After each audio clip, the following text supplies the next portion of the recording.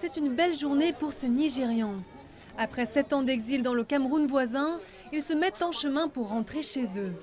En 2014, au plus fort de l'insurrection de Boko Haram dans le nord du Nigeria, ils s'étaient enfuis, laissant tout ce qu'ils possédaient derrière eux. Après toutes ces années passées à la frontière avec le Cameroun, nous retournons maintenant dans nos villages. Nous sommes très heureux et remercions les autorités et le peuple camerounais pour leur hospitalité.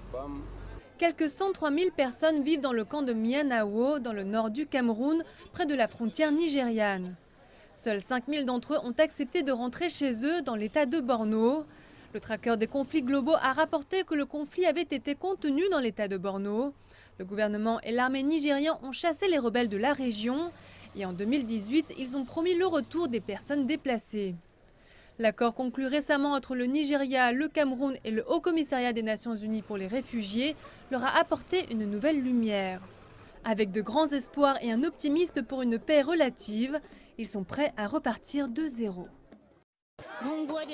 Dieu merci, nous sommes en bonne santé, car si vous êtes en bonne santé, vous pouvez aller à la ferme et aller chercher du bois.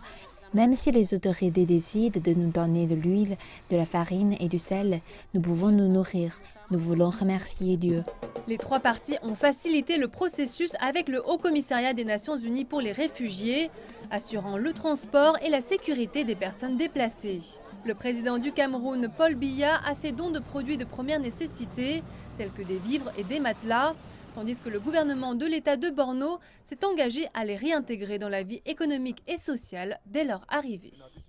Les personnes déplacées auront leur propre propriété et le gouvernement de Borno va donner à chaque foyer 30 000 naira.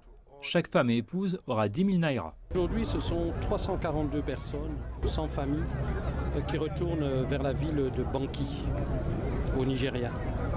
Il y a plus ou moins 50% de femmes, 50% d'hommes. Le gouverneur s'est également assuré de la sécurité des rapatriés dans leur village. Toutefois, les attaques dans le nord du Nigeria ont augmenté, notamment les enlèvements dans les écoles et les explosions. Le groupe terroriste Boko Haram a commencé à opérer dans le pays en 2009, menant une campagne contre l'éducation occidentale.